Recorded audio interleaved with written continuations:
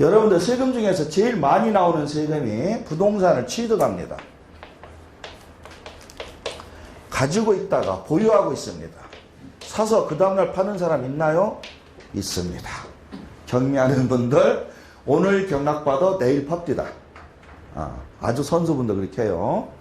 그 다음에 양도를 합니다. 이게 부동산의 생애예요. 사서 가지고 있다 팝니다. 그러면 샀을 때 세금은 뭐고 가지고 있을 때 세금은 뭐고 팔았을 때 세금은 뭐냐. 저는 이런 지하에 그런 얘기를 해요. 샀을 때 보유하고 있을 때 세금은 아예 잊어버려라. 이거 괜히 공부해서 줄이려고 하다가는 그 공부하는 시간하고 줄이려고 하는 것이 더 돈 더 든다. 이것만 신경 써라. 이렇게 얘기를 해요, 저는. 취득은 요즘 예전엔 취득세, 등록세, 뭐 지방세 여러 가지 있었지만 지금 통합이 되어서 취득세 하나입니다. 보유하고 있을 때 내는 거는 주택이냐 땅이냐에 따라 틀리지만 여러분들이 제일 부담스러운 게 뭐죠? 종부세입니다. 솔직히 재산세 나오는 거는 어떻게 할 수 없죠. 재산세가 얼마 됩니까? 그것도 아깝다고 줄이려고 할 필요가 없어요. 왜? 재산세는 기계적으로 나오는 거예요. 여러분들이 가지고 있는 토지나 건물의 가액을 국가가 정한 금액으로 그냥 계산해서 거기다 세율 곱하 나가는 거예요. 그거를 줄인다고 하는 사람이 있다면 대단한 분이요. 그러나 그 이제 과세 유형에 따라서 종합합산이냐 분리과세냐 뭐 이런 거에 따라서 줄일 수는 있지만 거의 우리가 손댈 부분은 없습니다. 종합부동산세는 금액이 9억 이상이라든지 좀 좋은 집 이런 걸 많이 가지고 있는 분들이지 서민들한테는 사실 의미 없어요. 원룸주택 30개 가지고 있어도 의미 없어요. 그 다음에 과세 대상이 되면 이거는 깎아지는 건 없어요. 과세 대상이 되면 아예 안 되게끔 빠져나오는 방법은 있어. 비과세 처리하는 거. 그런 부분이지 큰 문제는 없다. 그리고 취득세, 종부세는 저도 잘 몰라요. 이 얘기는 저한테 묻지 말라는 얘기예요. 이것이 제일 크죠. 이게 100이라면 요거는 10도 안 돼요. 제 순전은. 이 세금이 이 부분이 100이라면 이 부분은 거의 100개 안 된다고 저는 봅니다. 그런데 이것 때문에 여기에 연연하는 분들이 꽤 있습니다. 즉 양도라는 건 팔 때의 세금 문제야. 누가 내? 파는 사람이. 얼마 전에 지 카톡으로 제가 잘 아는 분의 자제가 상담을 받고 싶다고 연락이 왔어요. 그런데 지금 한참 바쁠 때다 보니까 통화는 못하고 문자로 찍어보세요 그랬더니 그분은 그것 때문에 엄청나게 고민을 한 것 같아. 질문 내용이 카톡으로 찍은 게 뭐냐면 세금을 자기가 지금 어디죠? 가락 시형인가요? 가락동 그게 시형이죠. 지금 현재 그 재건축 진행 중이죠. 입주권 상태인 것 같아요. 가락 시형 같으면 지금 금액 꽤 듭니다. 그래서 그것이 나중에 오르면은 뭐 그 부분은 인력 차익 보고 하는 게 아니니까. 그러니까 나중에 오르게 되면은 세금을 많이 낼 수 있어요. 그래서 가락 시형 아파트를 요번에 취득한다. 정확하게 얘기하면 입주권이죠. 재건축 입주권. 재건축 입주권이라는 건 이런 논리죠. 옛날에 연탄보일러 아파트들을 재개발 재건축할 때 어느 시점 되면 이걸 다 때려 부셔요. 철거하죠. 관리처분 인가라고 그럽니다. 그래서 그 사이에 새로운 아파트를 신축을 합니다. 아파트를 다 지으면 예전 조합원한테 하나씩 줍니다. 여기에서의 세금 문제는 종전 아파트를 부시고 새로운 아파트를 주었기 때문에 세금이 나오는 게 아니에요. 예전 아파트 가지고 있던 사람이 10평짜리인데 30평 받았다. 중간에 20평 값을 냅니다. 즉 자기 집이 연속선이야. 파는 게 없어. 양도소득세가 없어요.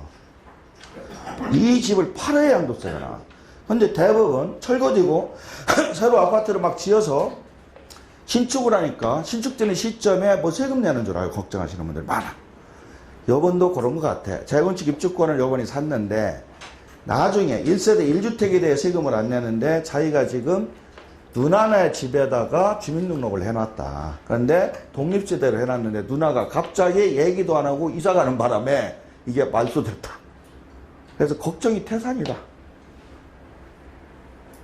이거를 다시 누나 쫓아가서 옮길 거냐 아니면 아버지 집으로 들어갈 거냐. 아버지도 집이 있거든요. 아버지 집에 들어가면 아버지와 아들 관이니까 1세대고 2주택자가 될 거고, 누나가 집이 있는지 없는지는 저는 안 물어봤어요. 그런데 여기다 넣었다는 거 보면 누나가 집이 없는 것 같기도 해. 하여튼 이사 갔는데 쫓아간다고 하면은 누나가 좋아할까? 동생한테 얘기 안 하고 살짝 도망갔는데, 그럼 얘기하면은 동생이 주민등록 해놨는데 야, 나 이사 가니까 너도 같이 따라와. 그런데 이 친구가 나한테 물어본 게 뭐라고 물어봤다? 누나가 딴 데 이사 가서 내게 말소됐다 그래. 쪽팔리게 누나한테 가서 주민등록 또 옮기자고 그래요. 차라리 누나가 얄미웠겠지. 재건축 아파트 입주권을 10몇 억짜리 사는데 떨어지는 건 꽃구멍은 하나도 없고 자기 집에다 주민등록만 얹혀놓고 세금 줄인다고 저러니까 얼마나 얍상맞았겠어요. 누나가 매형하고 결혼해서 살짝 간 것 같아. 되게 고민스럽다고 그래요. 참 멍청한 소리 하는 거예요, 이게. 미리 걱정하는 거예요. 지가 뭐라겠어요? 이러한 모든 세금 문제는 8대의 문제야, 8대. 지금 자기가 1세대 1주택을 하던 2주택이든 3주택이든 10주택이든 아무 상관없어.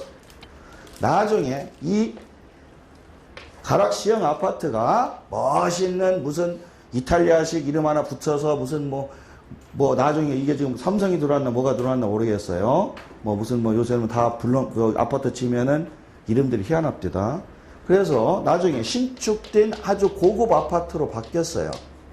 그래도 자기 이름으로 입주권된 아파트가 들어오면 아무 상관없어.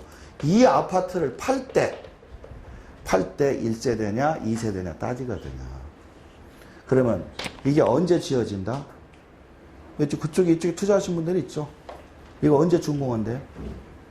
한 3년 걸리겠죠. 이제 그 난리치다가 왔으니까 앞으로 3년이나 5년 걸릴 것 같아요. 그러면 2017년, 8년, 9년, 한 2020년. 그러면 신축했다고 해서 바로 파놔야 되나? 안 되지. 뭔가 또 가격이 오르고 하려면, 즉 제가 보기에는 언제 팔 거냐 그랬더니 앞으로 5년 이후 10년까지. 그때 가서 걱정하면 된다. 팔기 전날 주민등록 쪼개놓으면 당신 1세대 1주택이다. 그런데 지금부터 5년 이후의 일을 나한테 물어보냐. 두 번째, 5년 이후, 7년 이후에 법이 어떻게 바뀔 줄 알아? 그때 가서는 1세대도 세금 때리지. 즉 취득 단계에서 양도를 걱정하는 분은 잘못된 거다, 이런 얘기야. 이와 같이 양도에 대한 세금은 여러분들이 되게 겁을 냅니다. 겁을 내요. 그러나 이 단계부터 미리 걱정할 거 없어요. 팔 때 시점부터 계약할 때부터 걱정하시면 된다. 방금 얘기한 사례처럼 부동산의 조세는 인생이 부동산의 이 생애가 거쳐갈 때 마지막 떨어낼 때 걱정하시면 돼요. 미리 걱정하시지 마세요. 오늘 미리 걱정해서 여기 오신 분들도 있을 텐데 제가 볼 때는 별 의미 없습니다. 자, 다운계약서 얘기가 2007년도로 가야 돼요. 10년 전으로 가야 돼요, 우리. 2007년도, 지금 16년이니까 2006년, 7년도면은 10년 전인데 10년 전에 어떤 일이 생겼었느냐. 세금을 징수하는 계산 시스템이 지금과는 완전 딴판이었어요. 지금은 여러분들이 아주 보편화되어서 부동산을 팔면 내가 요거를 5억에 샀는데 지금 7억에 판다. 그러면 5억과 7억의 차액인 2억 가지고 내가 세금 내야 된다. 지금 다 그렇게 알아요. 10년 전에는 그렇게 안 했어요. 실제로 5억에 사서 7억에 팔더라도 그 계약서는 실제 계약서예요. 그런데 거래하고 세무서나 구청에 신고하는 계약서는 따로 작성해. 구청에 신고하는 거는 검인계약서, 세무서에 신고하는 건 다운계약서. 그러니까 예전에 10년 전에 거래의 형태는 구청에 제출하는 검인계약서가 있고 세무서에 제출하는 다운계약서가 있고 실제 거래 당사자끼리 작성한 매매계약서가 있고 이 계약서가 항상 3장이 나옵니다. 자, 그럼 어떤 게 제일 높고 어떤 게 제일 낮아요? 주관식 못하시지. 객관식. 1번 실제 매매계약서, 2번 다운계약서, 3번 검인계약서. 4지 선당도 아니고 3지 선당이에요. 자, 몇 번이 제일 가격이 낮을까요? 중개사 시험 보면 다 떨어지게 생겼네.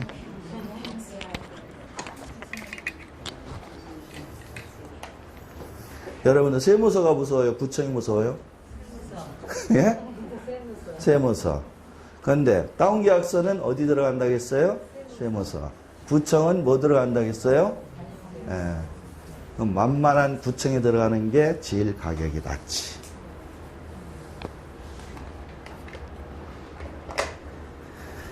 이 얘기가 국회 청문회 때마다 나와.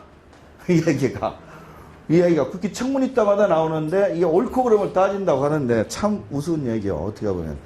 예전에는 국세청이 세금을 걷는 제도가 기준시가라고 그래가지고 실지 매매를 한 5억에 사서 7억에 팔았다. 이 거래계약서를 가지고 세금을 안 따져요. 예전에 이거를 조사해서 따지다 보니까 자꾸 비리가 생겨. 그래서 안 했다고요. 근데 지금 2007년에 도입된 실거래가제도 여러분 지금은 실제 팔고 산 계약서로 다 신고해야 돼요. 그 숫자를 객관적으로 어느 정도는 정부가 알고 있어요. 왜? 전산화가 되는 바람에. 근데 10년 전엔 그게 안 돼 있었어. 그러니까 잘 몰라. 이게 이렇게 팔았는지 이렇게 팔았는지를 알 수가 없어. 그러니까 지멋대로 신고해도 과세관청에서 이걸 파악할 수가 없다. 그러니까 사람들이 신고할 때 이걸로 않는다는 거죠. 이건 실질계약서예요. 그러면 세무서에는 어떻게 들어가냐면 낮게 들어가. 여러분들 다운계약서 의미가 말 그대로 5억 산 거는 똑같이 하고 7억에 판 거를 6억에 샀다고 내린다. 뭐 이런 식의 의미가 다운계약서. 그럼 2억이 1억으로 바뀌잖아요. 이렇게 신고해서 양도세를 빼먹는다. 그런데 구청에는 뭘 들어간다? 구청은 지방세를 걷는 데예요. 취득세. 그런데 취득세의 과세 방식은 이게 아니야. 과세 시가표준액이라고 정부가 매겨놓은 가격이 따로 있어. 그래서 과세 시가표준액만큼만 되면 무조건 통과야. 그 과세 시가표준액은 실제 거래가액의 거의 50%. 쉽게 해서 공시지가 아닙니다. 공시지가. 여러분들 실제 매매가 있는데 국토행무 인터넷 들어가 쳐보면은 정부가 고시한 거는 터무니없이 낮춰놨잖아요. 대략 공시지가도 그렇고. 시세가 100이라면 정부가 매겨놓은 가격은 거의 60에서 70% 선이거든. 그게 검인계약서의 기준가액이야. 그러니까 예를 들어서 취득이 중요한 거지 뭐 이거 산 건 이거는 여기 파는 금액 7억이 6억 되고 여기 와서는 5억 됩니다. 말이 안 되지. 이거는 본인들이 보관하고 있고 요거는 세무서 가고 요거는 구청 가고. 논리적으로 말이 안 되죠. 다 똑같아야 되는데. 최소한 이 두 개는 맞아야 될 거 아니야. 그런데 10년 전에는 이렇게 하는 시스템이요. 이렇게. 법을 그렇게 만들어 놨어요. 법을. 이거는 기준시가로 신고한다. 이거는 시가표준액 이하로 신고한다. 뭐 이런 식으로. 이렇게 됐던 걸 노무현 정부가 등장하면서 이건 말도 안 된다. 무조건 실지 거래가 7억으로 다 맞춰라. 이래 된 거야. 그래서 갑자기 세부담이 드러났죠. 이게 실지 거래가 신고제도라는 겁니다. 그래서 국세 측면에서는 2007년 1월 1일자로 이거를 전격적으로 도입해서 앞으로는 실제 거래한 계약서 다 갖고 와. 이렇게 도입을 했고, 구청서는 여러분들이 중개업체 통해서 신고하는 제도가 2006년 1월 1일자에 일단 도입이 됐어요. 근데 2006년도에는 투기지역이라고 해서 투기 지정지역이었던 과천, 안양, 뭐 분당 이런 7개 지역만 적용하다가 실제로는 2006년 6월 1일자로 전 국토에 대해서 이걸 했습니다. 즉 2006년, 7년 여러분 이거 외울 필요는 없고요. 10년 전에 이렇게 하던 시스템을 다운 검인계약서 제출하는 거 안 돼. 이걸로 가야 돼. 실제. 1월 1일자로 이렇게 자기 마음대로 신고하는 것도 다 가야 돼 하고 통일을 시킨 겁니다. 10년 전에. 자, 통일을 시켜놓으니까 시스템, 전산 시스템 딱 부딪히니까 사람들의 이제는 다운계약서 안 쓰고 신고를 잘 해요. 자, 그러면 지금 오늘 이 시점에 제가 얘기하고 싶은 건 국세청을 무서워할까요? 구청을 무서워해야 될까요? 이 두 개의 규정이 각각 달리 나와요. 교환 보시면 첫 번째 소득세법 114조는 이게 국세청 규정이에요. 국세 규정이에요. 저와 같이 예전에 가액의 숫자가 왔다 갔다 했던 것들을 하나로 통일해서 솔직하게 있는 그대로 신고해서 있는 대로 벌었으면 냅시다 하는 규정을 만든 규정이 요 소득세법 114조에 있는 지금 요 조항입니다. 근데 요 조항을 읽어보야 머리 아파요. 밑줄 친 부분을 보면 등기부에 기재된 거래가액이라는 용어가 나옵니다. 등기부에 기재된 거래가예요. 그 다음에 그 아래는 부동산 거래 신고법은 이거는 구청이 적용하는 제도예요. 아래는 구청이에요. 즉 예전에 우리가 거민계약서로 넘어갔던 것이 실거래가 되면서 나온 규정입니다. 이 말을 보면은 겉으로만 읽어보면 여러분들 잘 몰라요. 속에 있는 뜻을 알아야 돼요. 첫 번째 소득세법에 나온 등기부 이 얘기는 뭐냐면 실제로 당신들이 사고판 금액이 다운인지 업인지 맞는지 신고가 들어왔는데 이거를 우리가 접수를 해서 인정을 할 거냐 아니면 조사를 할 거냐 이게 제일 무서운 거야. 실제로 상반끼리 우리 짜고서 1억 낮춰 썼어. 근데 1억 낮춰 쓴 게 세무서도 들어가고 구청도 들어가는 관공서에서 내 거를 샅샅이 훑어보고 조사를 할 거냐 그냥 넘어갈 거냐 요거의 문제라는 게. 예전에는 국세청이 더 엄격하게 조사를 했어요. 근데 10년 전에 이 제도가 만들어지면서 국세청은 거의 조사 안 합니다.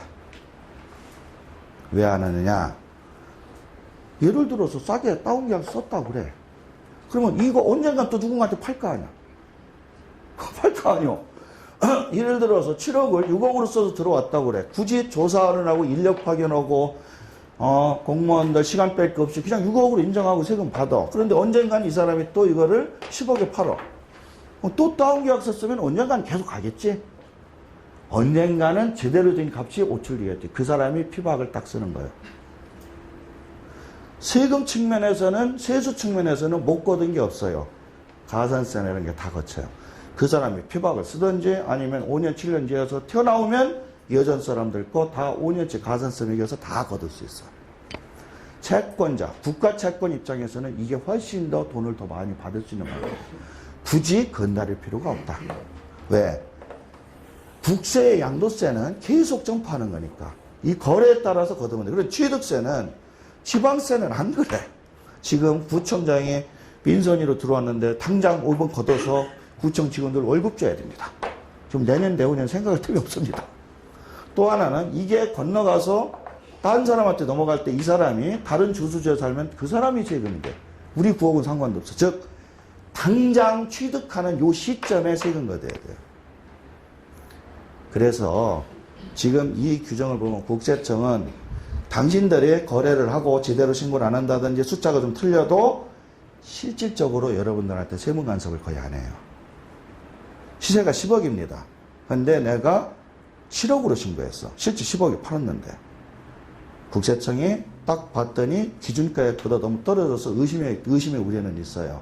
근데 굳이 세무 간섭 안 해요. 일반 단독주택이나 토지나 다가구나 이런 거는. 아파트만 문제를 삼아요. 아파트는 성냥갑처럼 찍어놓은 거니까. 구청은 아래 보면은 부동산거래 신고법 5조에 보면은 거래계약서, 지급증명자료 여러 가지를 제출하라고 그래요. 이게 무서운 게 아니라 그 밑줄이 더 무서워요. 세무관서의장은 해당 신고 내용을 과세자료로 활용할 수 있다. 이게 무슨 얘기냐면 실제 제가 여러분들 세무상담에서 많이 느끼는 건데 어떤 거래 금액을 낮추고 높여가지고 의혹을 살까봐 되게 두려워합니다.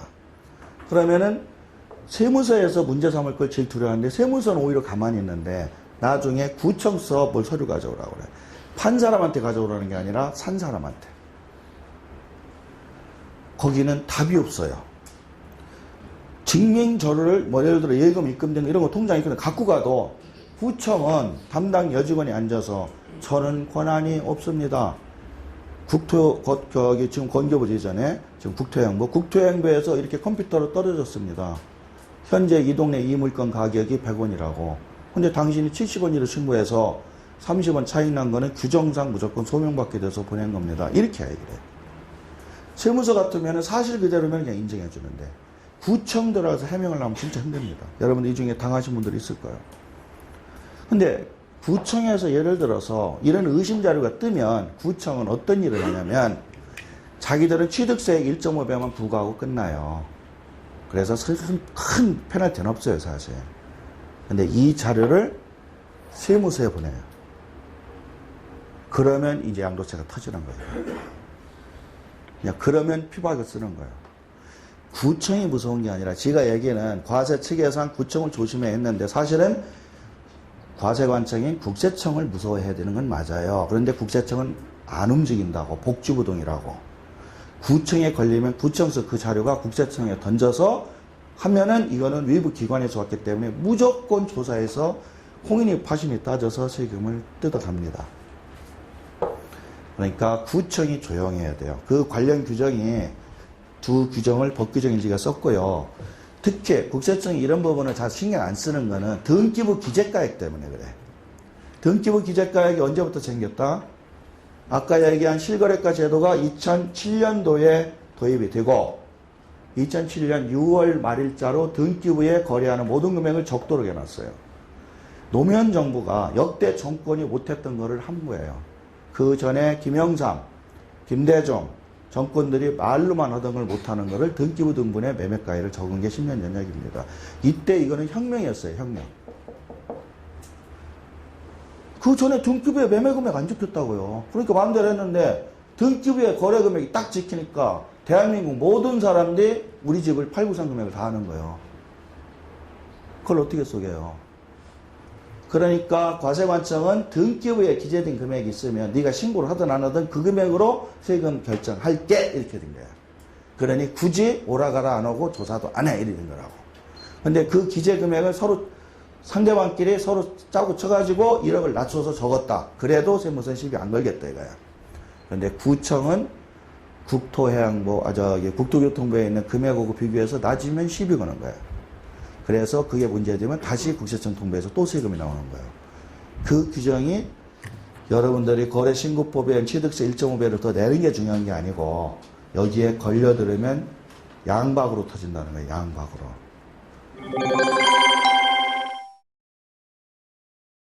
그 다음에 여러분들이 가끔 집 사면서 취득세 감면받는 거 얘기를 해요.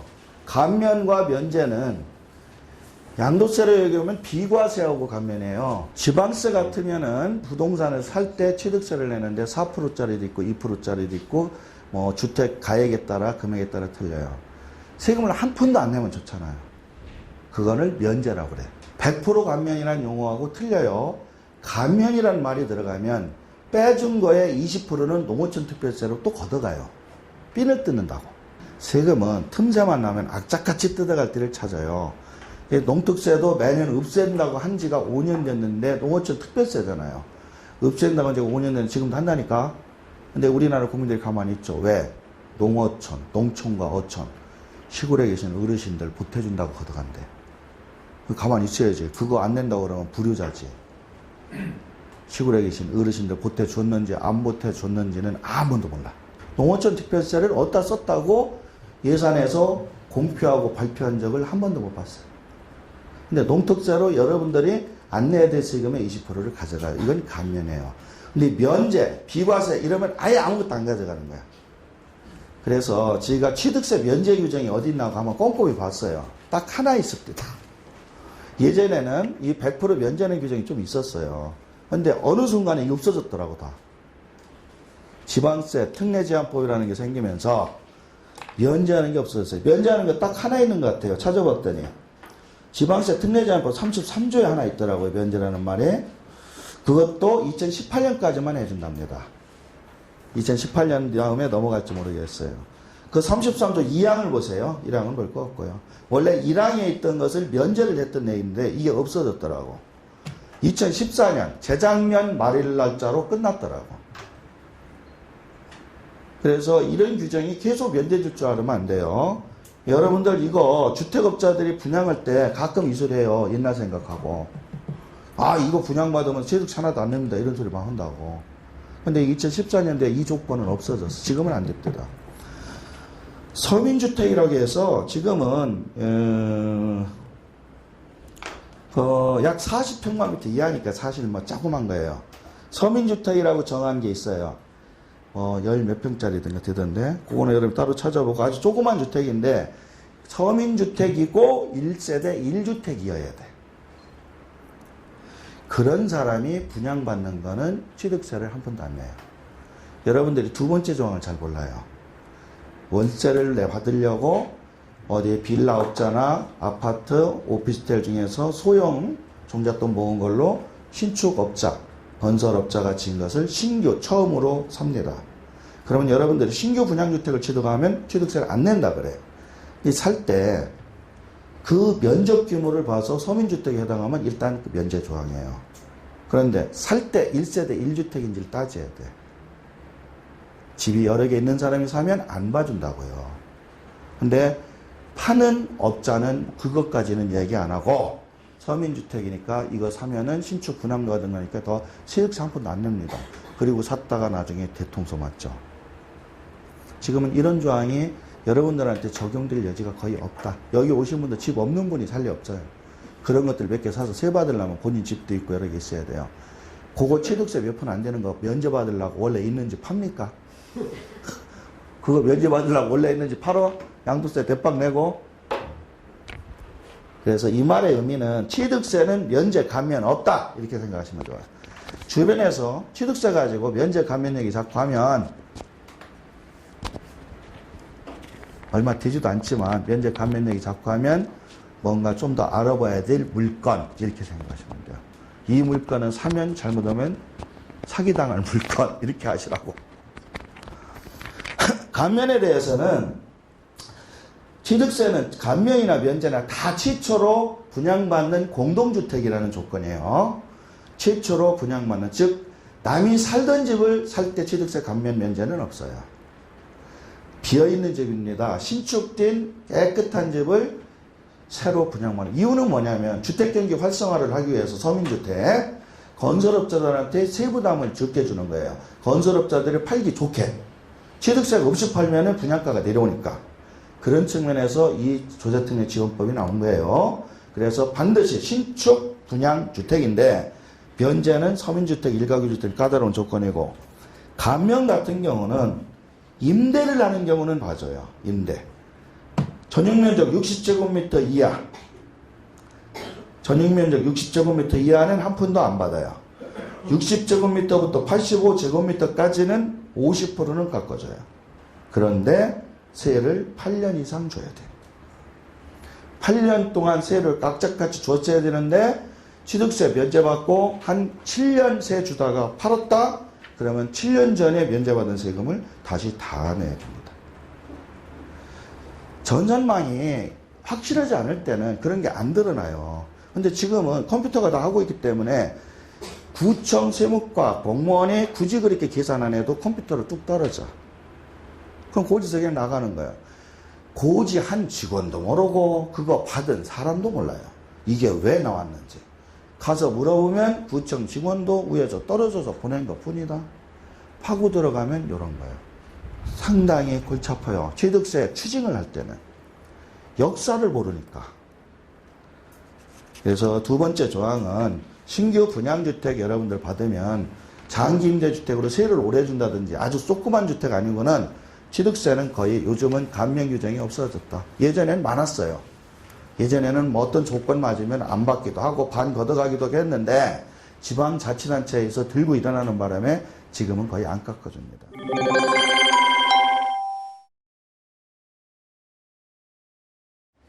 그래서 2006년도에 실거래가 제도가 이제 나왔다고 그랬어요. 이 시절이 노무현 정권 시절일 거예요, 아마. 이렇게 흘러가다가 2009년도에 세법에 대한 큰 혁신적인 게 하나 나옵니다. 이 시점은 이명박 정부로 볼 것 같아요. 그러다가 지금 현재 박근혜 정부로 흘러왔죠. 그래서 2015년 가다가 2016년에 또 개정이 됩니다. 이렇게 개정이 되는 과정 중에 이게 워낙 급진전하고 혁신적으로 바뀌니까 부동산 투자하는 분들이 혼란을 일으켜요. 또 용어도 아주 묘하게 꼬아서 얘기해요. 근데 아주 간단해요. 토지 같은 경우는 비사업용 토지에 대한 역사를 가지고 얘기하면 이거를 일명 비사토라고 그러죠. 오늘 뭐 비사업용 토지가 뭐다, 기다, 아니다 이거는 뭐 얘기할 거는 안 되고요. 비사업용 토지 쉽게 얘기해서 여러분들이 농사 안 짓는 농지는 다 비사토예요. 그 다음에 시골에 있는 임야, 산. 요즘은 예전처럼 임야가 진짜 뭐 몇천 원, 몇만 원짜리가 아니고 개발이 가능한 토지다 이러면 경기권에 있는 임야들은 거의 뭐 몇십 회씩 뜁니다. 그와 같이 주변 환경이 개발이 되면 이 토지의 부가가치는 엄청나게 폭등해요. 자기가 산호청 안 했어도 옛날 어른들이 가지고 있다가 물려준 임야. 그래서 요즘 선산 파는 분들 많이 나옵니다. 워낙 돈이 드니까 선산을 팔아. 어르신들, 우리 조상님들은 선산을 판다는 건 꿈도 못 꿨죠. 예전에 선산 팔아가지고 그 종중에서 종종재산인데 개인 명의로 다 돼 있거든요. 그래서 팔아서 날르면은 그것 찾으러 다니고 난리들 치잖아요. 요즘은 동의를 얻어서 다 팔아서 나눠 가집니다. 그 중에 일부 떼어가지고 다른 데에다가 낙골당 같은 데에다 모으시면 돼. 그 요즘은 또 산소로 모셔놓으면 또 정부에서도 뭐라고 하잖아요, 자꾸. 뭐 과징금 때린다고 하고. 그런 핑계로 선산 같은 거 팔으면 남는 게 한두 푼이 아니라 엄청 많이 남으니까. 그러면 그걸 가지고 빚잔치도 하고 뭐 종종이 뭐 하던데 꼭 그 와중에 소송이 한 10건 걸려. 적게 받는 사람이 꼭 걸어. 왜 똑같이 안 주느냐. 그런데 그거를 따지고 가려면 판사도 선대를 다 치고 가야 돼. 원래 너희 증조할아버지가 요만큼 있었다 요만큼 이걸 증명해야 된다고. 그래서 그런 재판은 끝이 안 나요. 결국은 폭력으로 갑니다. 돈이 그렇게 일가를 다 그냥 종종 땅다 그런 경우 많이 왔어요. 즉 토지에 대한 부가가치는 부동산 투자하는 분들의 종점이 토지입니다. 아파트나 주택 가지고 조금씩 하다가 돈이 좀 모여지면 결국 땅으로 가요. 우리나라는 땅에 투자하면 무조건 뛰거든요. 땅은 작지. 그걸 가지고 개발해서 뭐 우린 별거 다 만들잖아요. 나는 주택 지가 몇십 년을 세입을 하면서도 예전에는 공동주택하면 아파트, 그렇지 않으면 단독주택 이렇게 두 개 있었거든. 어느 날 보니까 원룸주택이라고 만들어져서 원룸 잔뜩 지어서 세받아. 다가구 단독, 다세대 단독, 그러다가 또 전원주택, 이거 한참 또 붐이었었죠? 또 펜션 한참 붐이었었죠? 법상에 전원주택 펜션이라는 용어는 없어요. 세법에는. 근데 그런 식으로 만들어서 부가가치를 만듭니다. 그게 다 땅이 있어야 돼, 땅이. 요즘은 또 평택 같은데 타운하우스 이러는데 난 잘 모르겠어요. 타운하우스가 뭔지. 그래가지고 또 몇 배 올리고. 즉, 땅을 가지고 있으면 이러한 부동산을 투자를 하기가 참 좋아요. 그 땅 위에 뭘 해서도 되고. 자, 서울 근교나 이쪽에 좀 개발된다는데 땅을 가지고 있으면 가장 요즘 생각하는 게 집 짓는 거예요. 집 지어서 분양하면은 돈 되거든요. 땅 사고 파는 것보다 집 지어서 분양하면 돈 돼. 근데 이 속에는 무슨 이유가 있냐? 땅으로 팔면 여기에 걸리니까 그래. 집 지어서 팔면 확 세율이 줄어들어. 세금을 적게 나. 그러니까 요것도 또 규제해가지고 예전에는 대충 단순경비율로 해서 건축비 90% 인정할게 하던 걸 없애버리고 실제 땅값 얼마, 건축비 얼마 따져서 이익 남은 건 다 토해내. 이렇게 바뀌었죠. 그래서 다음 달부터는 이쪽 강의를 제가 해드릴 거예요. 땅 가진 사람들을 위주로 한 강의를 할 거예요. 땅 없는 분들은 올 필요가 없어요. 그렇지 않으면 땅이 없더라도 땅을 사서 집을 짓겠다 하는 분들은 꼭 와서 저한테 들으셔야 돼요. 그거는 돈을 지금 얼마 받을까 고민 중에 있어요. 부자들이니까. 그럼 부자들이니까 왜 땅 지금 뭐 경기권에 사면은 몇 억짜리가 어디 있어요? 다 몇십억씩 하는 거지. 뭐 빌라 20개, 30개 다섯 개 팔면은 거의 뭐 한 중소기업이에요. 이 땅에 대한 것은 예전에 토지초과이득세라고 해서 엄청나게 공산주의 국가처럼 세금 걷어간 적도 있어요. 영종도 공항 개발할 때 그때 제가 현직에 있었거든요. 그 영종도를 제가 관리해서 담당을 했었어요. 그때 영종도는, 지금 영종도는 꿈이죠. 근데 그 당시 영종도는 들어가는 배도 없고 들어가면은 진창이야. 지금 그 공항 만들어지는 그 해변가는 전부 떨 박혀, 뭐라고 그래? 갯벌벌이라 그쪽은 한번 가면은 장화 싣고 가면은 못 나와요. 같이 간 직원이 건져오지 않으면 못 나와. 그땐 저도 몸무게가 얇았어요. 그래서 조사반장을 했습니다. 두 번째는 그 당시 거기 잘못 들어가면 영종도 주민들한테 맞아 죽어. 맞아 죽죠. 왜? 그 여러분들 텔레비 어르신들은 기억나겠지만 텔레비 나와서 막 자살도 하고 막 정치하는 사람이 싸우고 그랬어요. 영종도구 개발할 때. 그때 나온 게 토지초과이득세예요. 토지초과이득세는 웃기는 거예요.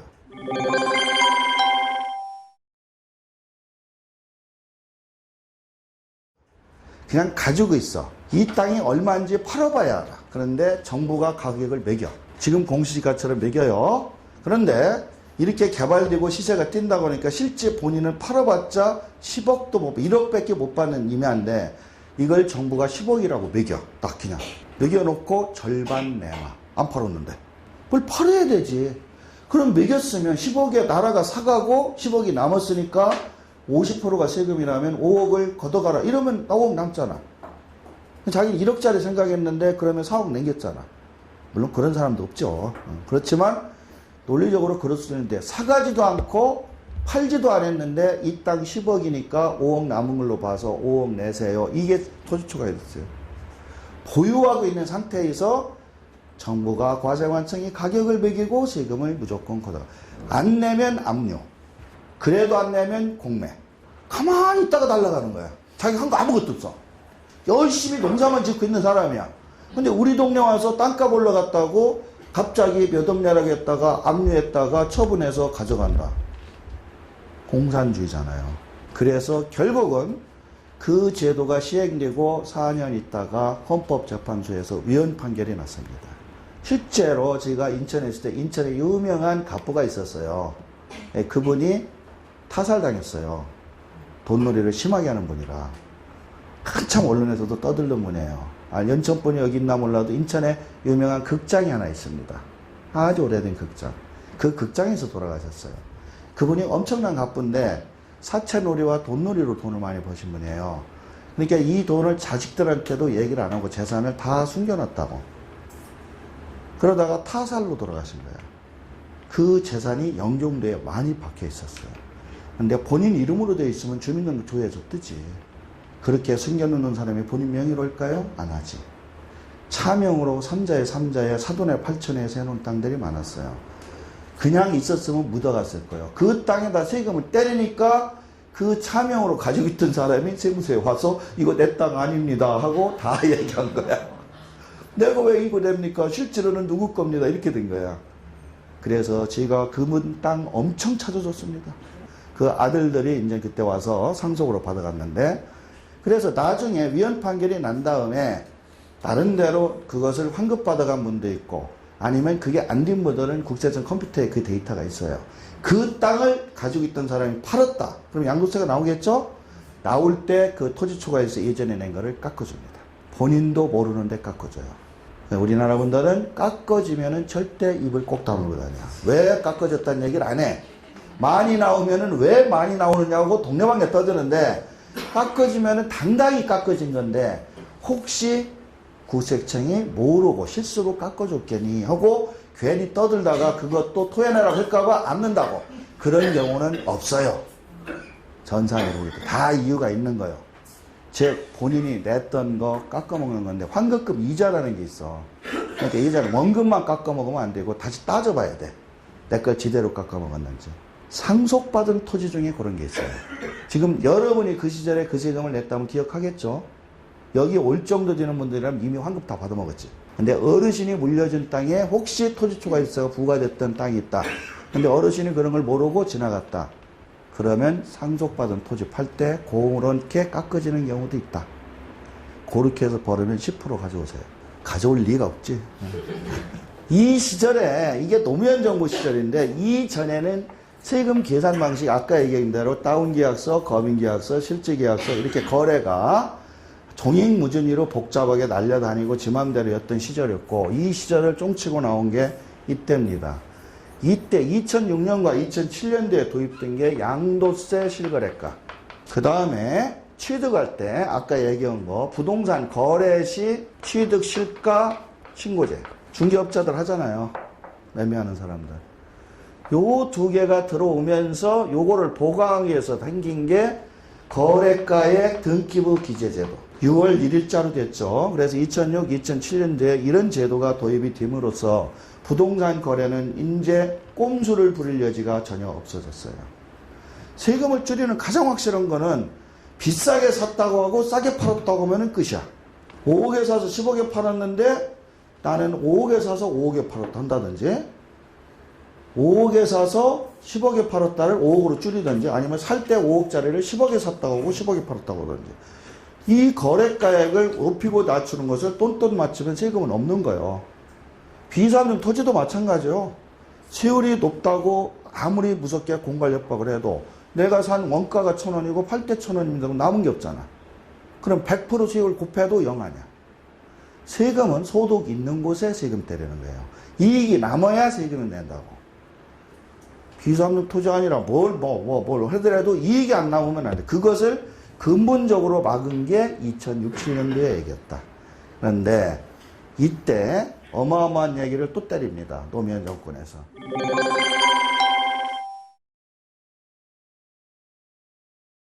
강남에 집 가지고 있는 사람들이 문제다. 이 사람들이 부동산 투기를 다 한다. 이렇게 보는 거예요. 정권적인 시각에서. 두 번째, 대한민국에 10%밖에 안 되는 분들이 대한민국의 땅을 다 가지고 있다. 토지를 다 가지고 있기 때문에 토지를 국경화해서 서민들한테 집을 지어주고 하려고 못한다. 그래서 토지에 대한 것을 공산주의처럼 세금을 매겨야 된다. 단 토지 초과이득세처럼 보유하는 도중에 그렇게 때리다가는 위헌판결 나니까 팔 때 이익이 나면 많이 거대해갔다. 해서 이 당시 도입된 게 중과제도라는 것을 같이 도입합니다. 징그럽죠? 들어봤죠? 네. 중과제도라고 해서 이게 두 개 뭐냐면 집 많은 사람들, 다주택자, 집이 많은 사람들이 집을 팔면 세금을 엄청 세게 때리겠다. 또 하나, 토지 가지고 있는 사람들을 일명 비사업용 토지라고 해서 방금 얘기한 서울 사람이 시골에 농지나 산을 가지고 있더라. 이거를 이런 집이 많은 사람들, 주로 이게 강남 분들이에요. 집이 많고 땅을 많이 가지고 있는데 잘 안 쓰는 분들. 집이 여러 개 있다는 건 어떤 의미냐면 대한민국에 살면 한 가족이 한 집만 있으면 다 먹고 살고 하는데 왜 당신 집이 2개고 3개고 10개야? 그럼 당신이 혼자 집을 10개 아도치니까 다른 서민들이 다른 집을 못 갖지 않냐? 이런 논리예요. 그래서 다주택자는 완전히 반역자 역할을 한다고 보는 조세제도예요. 그게 끄덕끄덕 하면 안 되죠. 지금 여기 오신 분은 끄덕끄덕 하면 안 돼, 이거는. 아니, 부동산이 제일 안전하다 해서 난 투자 차원에서 사는 거예요. 그래가지고 싸게 세도 주고, 자, 대한민국 엄마들 어쩌습니까? 딸내미, 아들내미 제일 끔찍하게 여기잖아요. 자, 시집장가 갈 때 뭘 제일 해주고 싶어요? 집 한 채 하나 해주는 꿈 아니야. 우리나라 사람들 그거거든. 왜 그럴까? 본인들이 월세부터 어렵게 살아왔거든. 그러니까 이렇게 귀하게 키운 딸, 아들 결혼시킬 때 작든 크든 전세나 월세방보다는 집을 하나 해주는 게 꿈이에요. 근데 능력이 안 되잖아. 그러니까 본인들이 살 때 2개 정도를 가지고 있으려고. 하나는 우리가 살고 하나는 애들 시집장가 갈 때 하나씩 주겠다. 그런데 자식이 100명이야. 그럼 100개를 더 가지고 있어야지. 이분 보고 뭐라 하면 안 되잖아. 끄덕끄덕 안 하네, 이제. 이거를 해야지. 아니, 자식 시집장가 갈 때 하나씩 주려고 사는 거라니까. 그러면 자식이 둘이다 그러면 2개 정도 사놔야 될 거 아니야. 아들내미는 주고 딸내미 안 주면은 나쁜 엄마지. 근데 그런 나쁜 엄마가 무지하게 많아요. 꼭 아들내미는 해주고 딸내미는 안 줘. 가서 사이한테 얹혀 살으라고. 그러시면 안 되는 거요. 나는 딸만 둘이거든. 즉 이와 같이 땅이나 집을 많이 가지고 있는 사람들은 일단 대한민국에서 한 집만 갖고 살아. 그래서 1세대 1주택은 비과세 해주는 거예요. 한 집 갖고 있던 사람이 팔면 아무리 이익이 많이 나도 세금 안 걷는 거야. 근데 여러 집 가지고 있으면 때리는 거. 얼마를 걷어? 60%를 걷어가. 꼼짝 못하게 해놓고 얼마에 사고 얼마에 판 거를 꼼짝 못하게 해놓고 등급에 기재까지 해놓고 딱 남은 금액의 60%를 딱 땡기겠다는 거예요.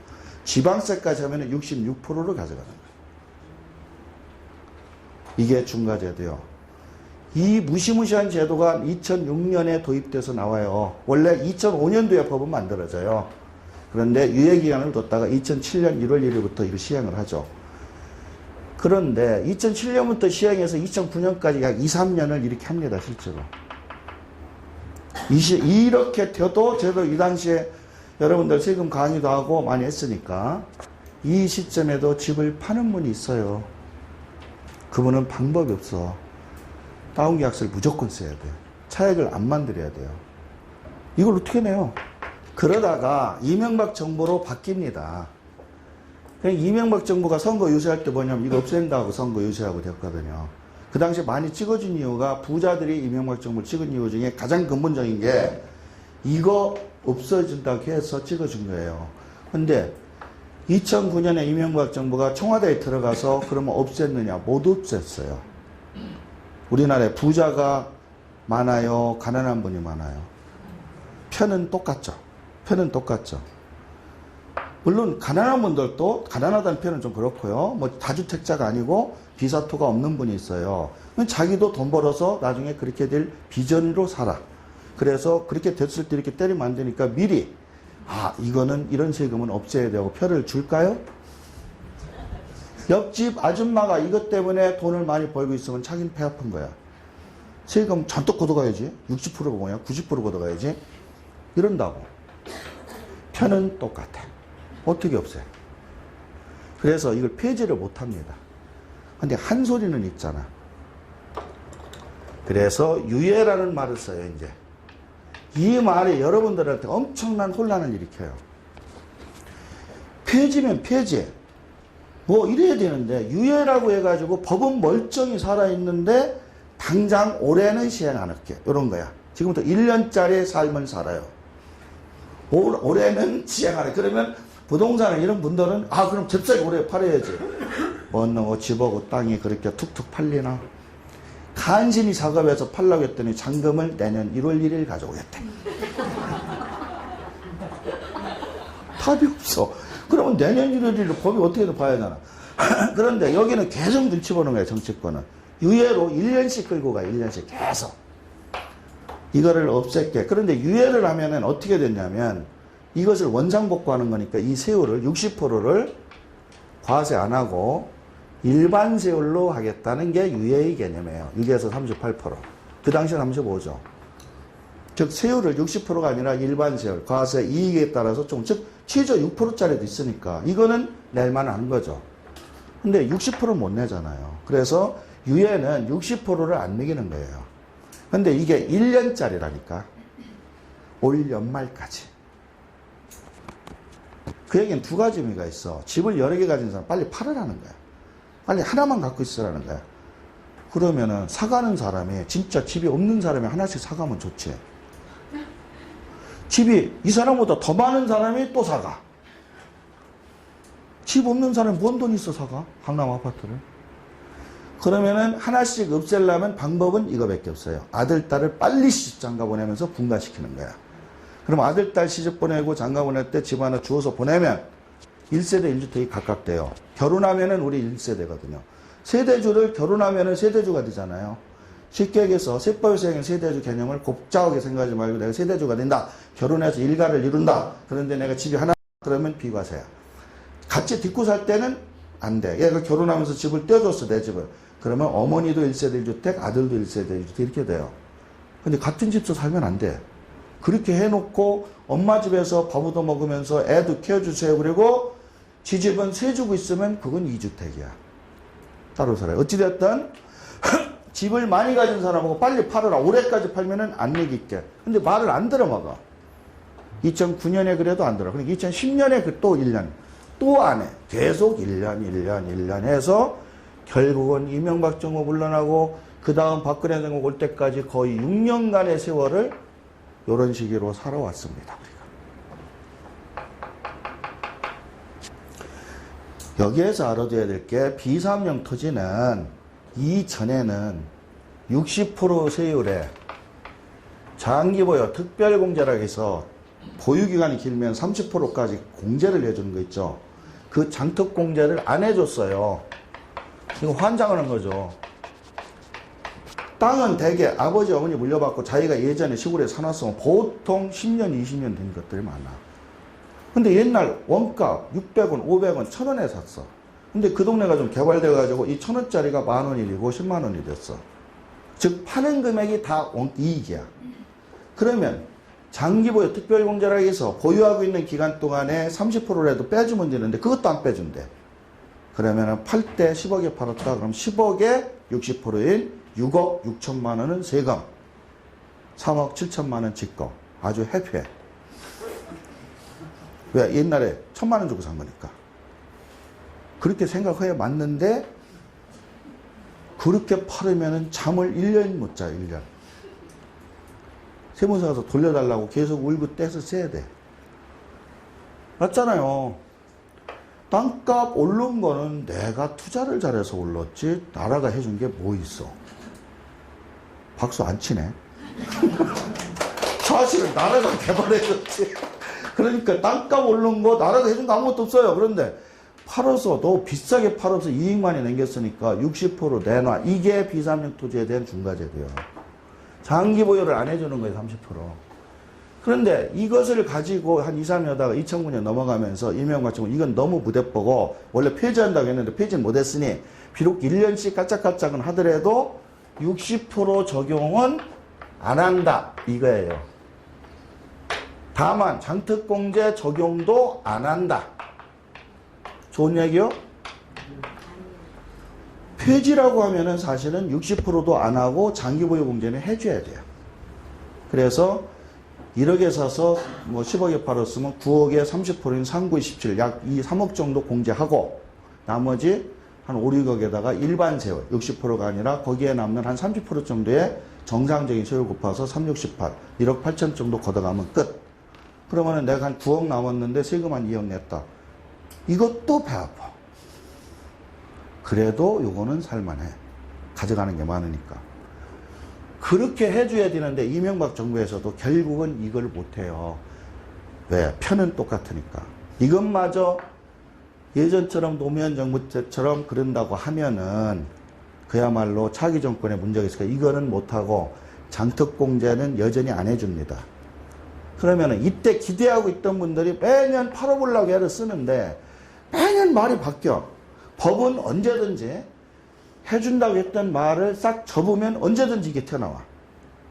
언제든지 이게. 어떻게 팔아요? 간 떨려서. 사는 사람은 계약 함부로 못해요. 잔금을 올 법이 연말까지 봐주기로 했는데 올해 해준다고 했다가 땅이라는 게 덩치가 커. 그래서 돈이 안 돼서 나 내년에 줄게. 이래버리면 황당해지는 거예요. 물론 거래 계약이 있으니까 뭐 계약금 몰치를 얻었는데 중도금에는 그것도 없죠. 이런 부분이 2015년까지 이루어집니다. 그래도 이때에 비해서는 60% 안 당하니까 장기보유 공제를 못 받더라도 팔겠다고 많이 거래가 이루어졌어요. 근데 무지하게 아프잖아요. 그런데 작년 2015년도에 와가지고 무슨 얘기를 찌꺼리냐면 원상 기복 시킬게. 이게 이제 박근혜 정부 얘기예요. 박근혜 정부 와서 그러면은 옛날처럼 세율도 그냥 일반 세월 6에서 38, 60% 얘기는 아예 싹 폐지. 이거 아슬아슬하게 해왔거든요. 그래서 이때 와가지고 세율을 완전히 폐지. 60%라는 말 아예 이제 안 꺼낼게.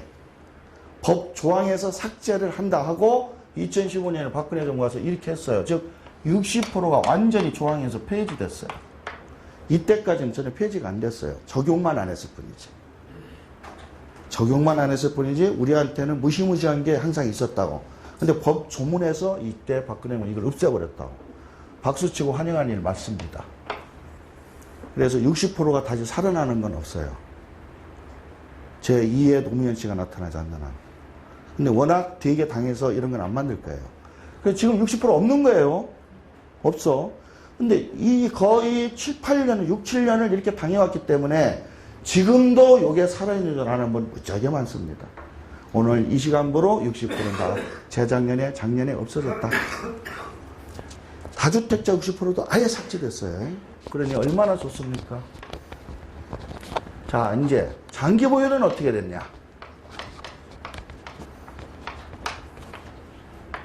공제를 해주느냐 안 해주느냐.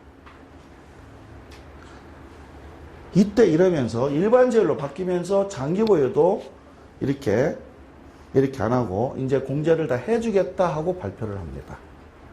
그러면 일반 부동산하고 똑같이 바뀐 거예요.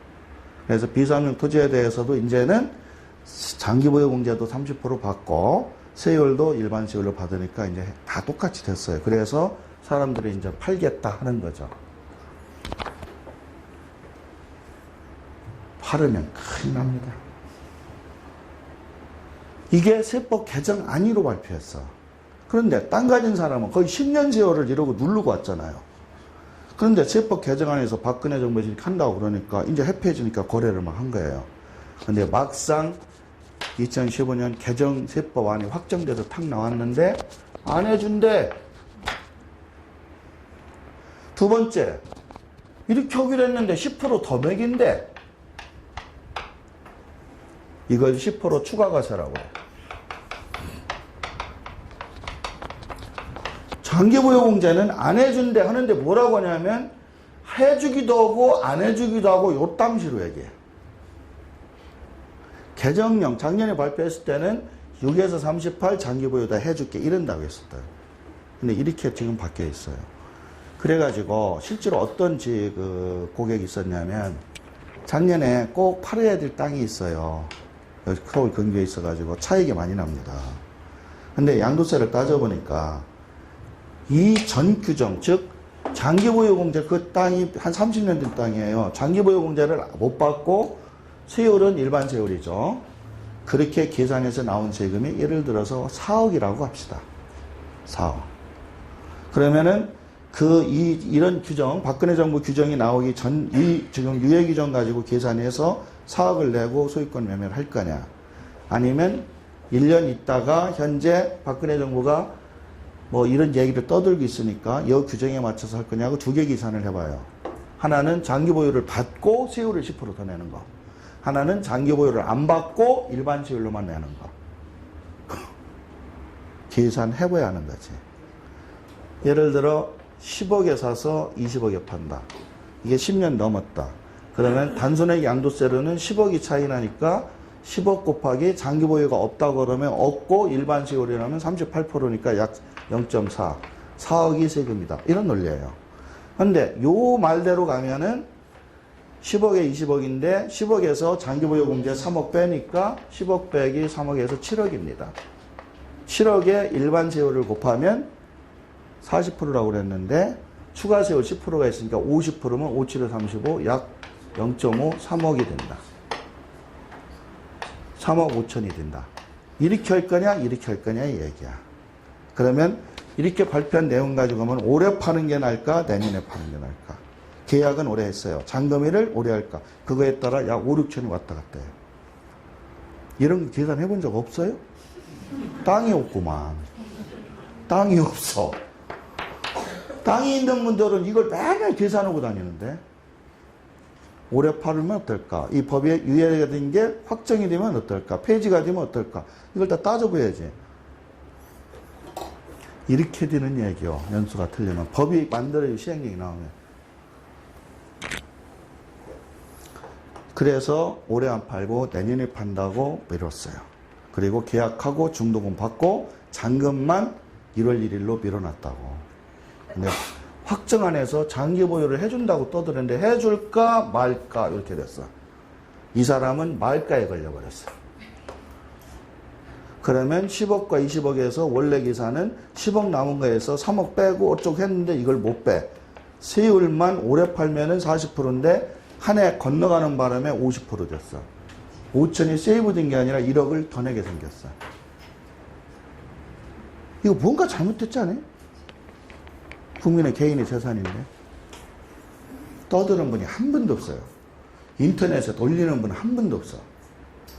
저는 못 올립니다. 전과가 많아서.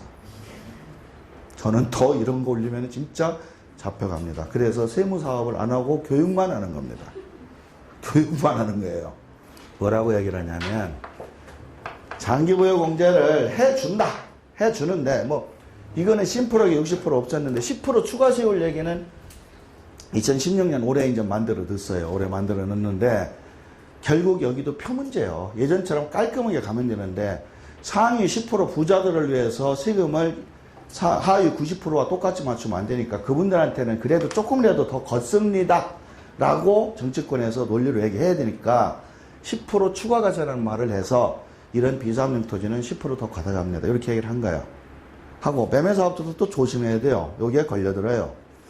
그 다음에 그래서 10% 추가 과세액이 나왔어요. 그래서 세율이 여기 교재에 있는 것처럼 16%, 48% 이런 얘기를 떠드는 거야.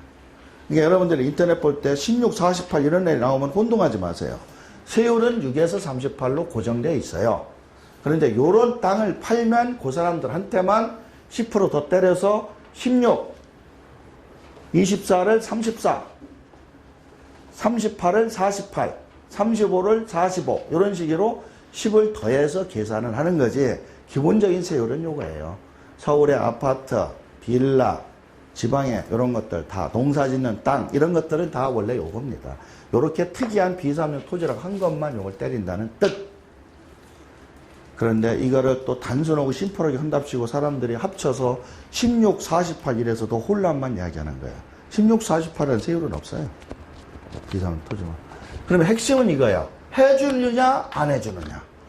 작년에 그러면 떠들 때 해준다고 했으면 확실히 해줘야지 왜 인제 와서 안 해줘. 그랬더니 작년에 얘기한 거는 작년 얘기고 올해 얘기하는 얘기는 올해부터 해주기로 했으니까 2016년 1월 1일 날 법을 만들어서 해주기로 했으니까 올해부터 해줄게 이렇게 얘기를 해요. 올해부터 해줄게. 그러면 내가 아니 2000년도에 땅을 사서 가지고 있다가 2016년도에 팔면 내가 지금 16년인데 어떻게 돼? 그러면은 2016년도 이 당신이 5월에 팔았다. 그러면 요때까지는 안 해주고 요때까지는 해줄게. 얼마치? 5개월치. 근데 장기보유는 5개월치가 없어요.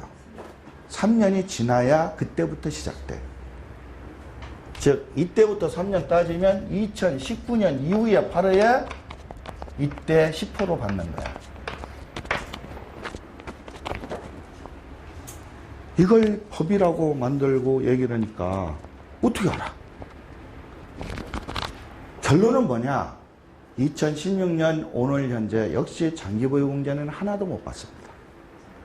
그 다음에 세율은 오히려 10% 더 내야 됩니다. 이런 논리로 보면은 이 박근혜 정부가 만드는 이러한 조화 없어지기 전에 이때 파는 게 훨씬 유리한 거예요. 이때와 이때의 차이점은 이때는 60%라는 세율이 법안에 법령에 활자로 들어가 있다는 것. 이때는 없어졌다는 차이.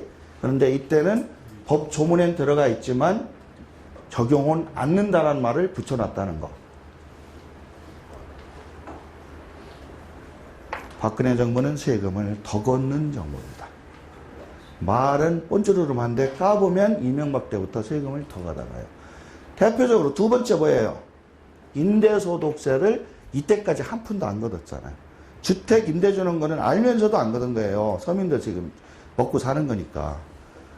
박근혜 정부 나오자마자 월세 주는 것부터 세금 걷어가겠다고 하고 하도 시끄러우니까 3년 유예시킨다 했지만 내후년부터 걷어가잖아요. 원룸세 주는 거, 오피스텔 월세 받는 거 다 같이 내야 돼요. 숨길 수가 없어요. 월세 내는 직장인들이 다 신고를 해놔가지고 1원도 못 깎아. 그러면 임대소득세도 걷어가겠다. 즉 세수가 모자라서 그런지 하여튼 세금을 많이 걷어가는 지금 정부입니다. 이해되셨나요? 요게 비사업용 토지 여러분들한테 길게 쓰면은 더 헷갈릴 것 같아서. 그래서 제가 쓴 거는 여러분들이 복잡하지 않게 하려고 노무현 정부 시절은 60%와 장기보유 특별공제 안 한다. 이명박 정부는 60%는 일반 세율인 6에서 30%로 드리고 장기보유 공제도 안 한다. 그 다음에 이쪽은 장기보유 공제를 했다가 안 했다. 이렇게 동그라미 X 2개 써놓고 실제로는 X예요. 그래 놓고 세율은 10% 추가 과세로 여기는 6이었던 것을 16과 48로 바뀌었다. 이렇게 딱 요약해 놨어요. 적용되는 기간은 날짜를 굳이 알 거 없어요. 이미 여러분들 예전에 다 안 팔았잖아. 지금부터 고민해야 되잖아. 지금 마지막 것만 하는데. 그런데 세법을 다루는 세무공무원들이나 세무사들은 이걸 딱 히스토리를 알아야 돼. 예전에 팔은 양도했던 거에 대한 세금을 지금 조사 결정하거든요. 옛날에 팔은 거. 그래서 이때 혹시 여러분들이 팔았을 때 지금 얘기한 것과 틀리게 신고가 되고 세금을 잘못 내신 분은 지금 추징당할 수도 있고 환급받을 수도 있어요. 예를 들어서 잘 모르고 60%로 냈더라? 그러면 더 많이 냈으니 가져가세요 할 세무공무원은 없어요. 그냥 가만히 걷어놔요. 국고에 들어온 거를. 본인이 뭔가 찔리는 게 있으니까 많이 냈겠지 하고 넣는다고. 근데 지금이라도 알고 가서 나 잘못 냈으니 돌려주세요. 유예된 거 모르고 법 조문에 그게 있어서 난 내는 줄 알고 냈습니다. 그런데 그 당시 유예가 매년 1년씩 돼서 안 내던 내서 돌려주세요 하면 그때 그래요? 나 몰랐네 하고 돌려줘. 미리는 안 줘요. 왜? 자진신고 제도이기 때문에 그렇습니다.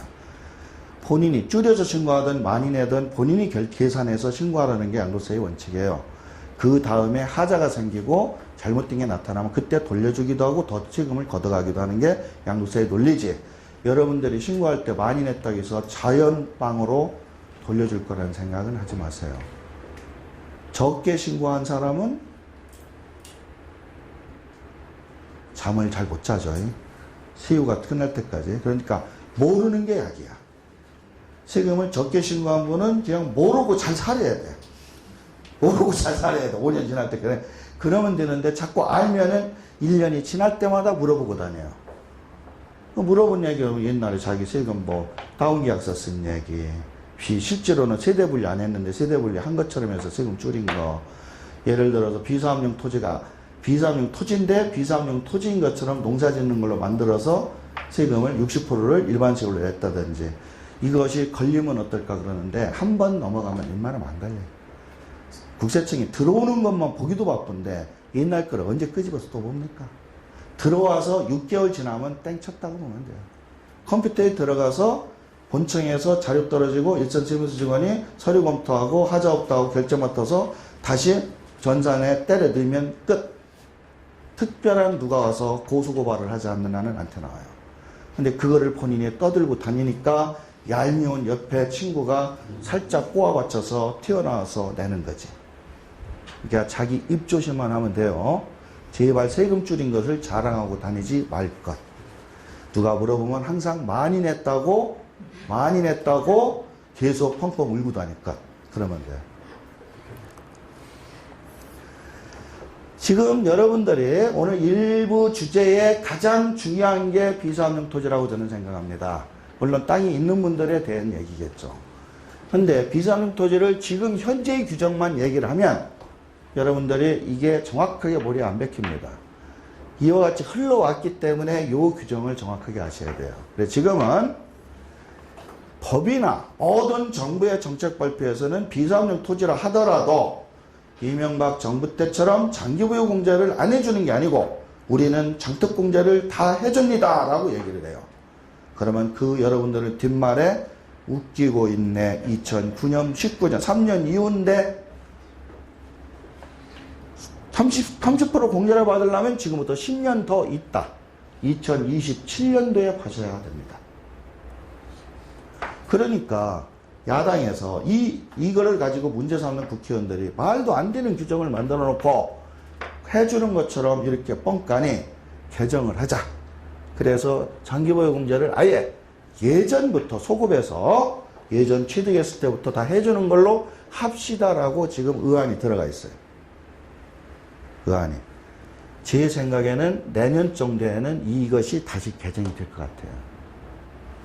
그러니까 올해 좀 참고 내가 3년 있다 팔려면 늙어 죽는데 애들이 돈 다 가져가는데 어떻게 3년 기다려 세금 내도 그냥 어떻게 올해 팔아야지 할 것을 1년만 더 참아보자. 그러면 내년에 더 줄일 수도 있어요. 그렇지 않으면 지금부터 내려가서 농사를 지실 것.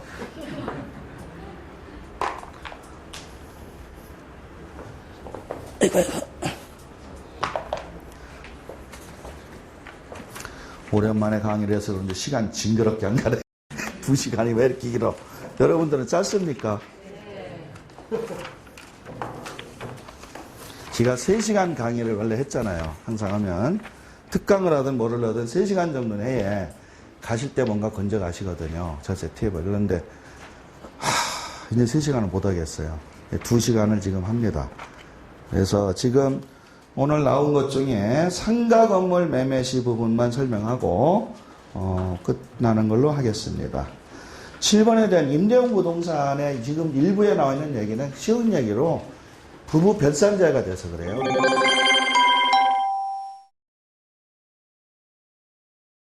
옛날에는 내가 직장을 다니면서 근로소득이 연간 한 1억이 있어요.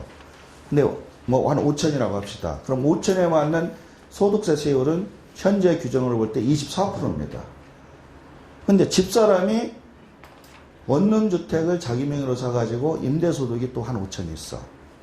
그러면 집사람과 나는 부부지간이긴 하지만 각각 사람이 틀리니까 집사람 임대소득 5천에 대해서도 세율은 24%. 그래서 집사람도 24, 나도 24. 요게 개별로 세금을 때리는 거예요. 부부 아니라 부자지간 아니라 혈족이라 해도 나눠서 사람 인별로 인별과세라고 그러거든요. 주민등록 번호별로. 근데 옛날에 어떻게 했냐면 우리가 어떻게 해야 돼요? 부부는 이상한 거 있잖아요. 우리나라만. 일심 뭐 동체? 개뿔 일심동체 어디 있어요? 요새 부부 다 각자 살지. 안 그래요? 안 그래요? 일심동체 맞아요? 아, 번 거 다 들이세요? 같이 잔다고 일심동체인가? 잠자리도 침대 따로 방바닥 따로 주무시잖아. 이상한 거 논리를 갖다가 우리는 세법에 적용을 해요. 부부 일심동체 아니냐. 그러니까 마누라가 번 임대소득 5천, 네가 직장 다니면 번 근로소득 5천 합쳐. 그럼 얼마가 돼요? 1억. 그럼 세율이 몇 프로일까? 원래 각각 하면은 24%를 내야 되는데 합쳐 이러면 35%가 돼. 그 얘기는 뭐냐면 각각 계산한 다음은 나 5천일 때 24%를 내서 200 단순 세율로 누진공제가 있어요. 그래서 약 1,000만 원 정도 나와요. 5천에 24%. 그럼 나 1,000만 원, 마누라 1,000만 원 이렇게 2천이면 끝. 근데 부부 일심동체라고 해서 부부가 버는 건 합쳐서 세금 낸다고 합치면 1억으로 계산하면 35%거든요. 그러면은 1,500이 돼요. 그러면은 나도 1,500, 와이프도 1,500. 2,000 내는 거예요. 즉 각각 내면은 2,000 낼 것을 둘이 합쳐서 부부 합산제로 내면은 3,000 낸다니까.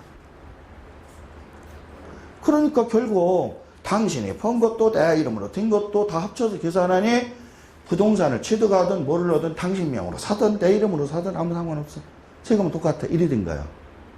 그래서 어떤 이심동체인 분이 악착같이 재판을 했어요. 마누라는 마누라고 나는 나다. 왜 와이프 재산 소득과 내 소득까지 합치느냐? 그래가지고 대법원에 가서 이겼습니다. 그래서 지금은 부부 각각 인별과세를 해요. 각각. 그게 그냥 된 게 아니에요. 다 옛날 여러분들의 선배분들이 대법원 가서 소송해서 이렇게 건져놓은 거라고요. 그래서 지금 여러분이 각각 재산을 분리해 놓으면 각각 내는 거예요. 각각. 예전에는 제가 현직에 근무할 때는 부부를 다 합산해서 했어요. 특히 임대는. 그래서 지금 임대소득 같은 경우는 소득이 없는 사람 명의로 해놓으면 각각 내서 세율이 작다. 이 얘기를 하는 거예요. 이 얘기를. 근데 저 같으면 어떻게 한다? 제 이름으로 다 안 한다. 다 집사람 명의로 해준다. 각각 나눠봤자 그게 그거더라. 다 해주고 편하게 사는 게 좋다. 괜히 본인 명으로 가지고 있으면 자기도 모르게 보험 들어놓고 이러면 골치 아프잖아요. 재산이 없는 게 좋습니다. 남자분들은. 다 소득을 많이 늘려서 쓰고 가십시오. 나중에 잔뜩 가지고 있다가 돌아가시면 상속세 또 내야죠. 상속세를 적게 내려면 먼저 죽을까요? 나중에 죽을까요? 부부간에. 먼저 죽는 게 나아요? 상속세 적게 내고 싶으면 먼저 돌아가세요. 신랑보다. 남편이 있는 상태에서 돌아가시면 30억까지 공제가 돼요. 배우자 상속 공제를 크게 받을 수 있어요. 재산을 잘 돌릴 거면. 즉 재산이 지금 뭐 인력 있는 분들은 신경 쓸 거 없지만 그래도 부동산 재산이 있고 현금 재산이 있고 기타 이런 재산이 있어서 몇십억이 있다. 그럼 상속세 참 무섭거든요. 아니 내가 버는 거를 왜 뺏어가냐고. 해준 게 뭐 있어. 이렇게 되는 거죠. 근데 상속세 세율이 몇 프로까지다? 50%까지 있어요. 많이 있으면 반을 뜯어간다는 거예요. 그러니까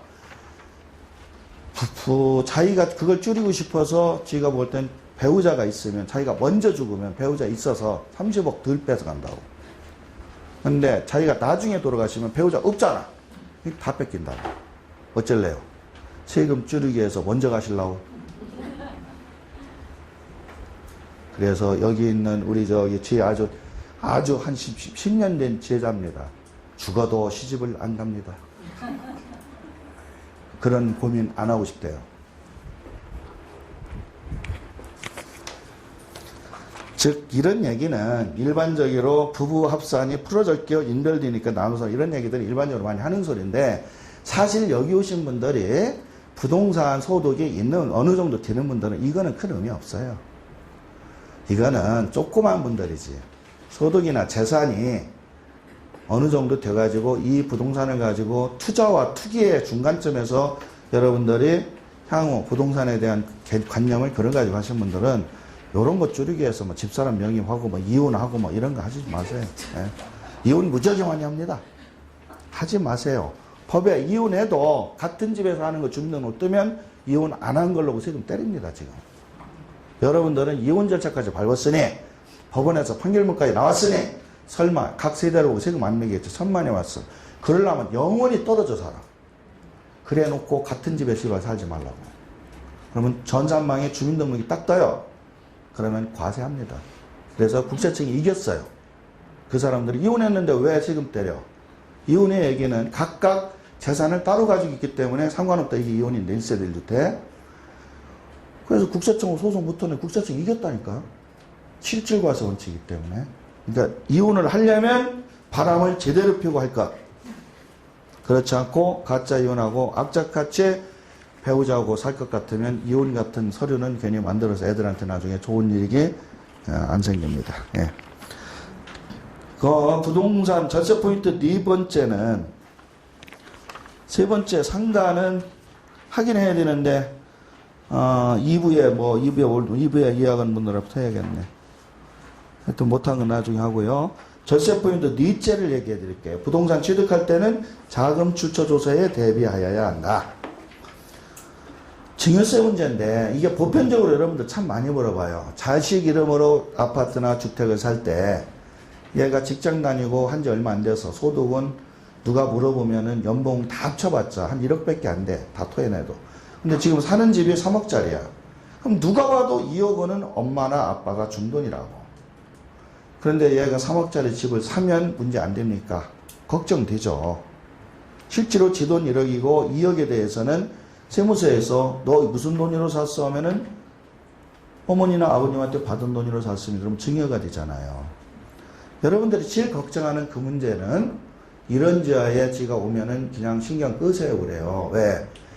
세법상으로는 들키면 맞아요. 들키면 자금 출처에 소명을 못하기 때문에 증여세를 내요.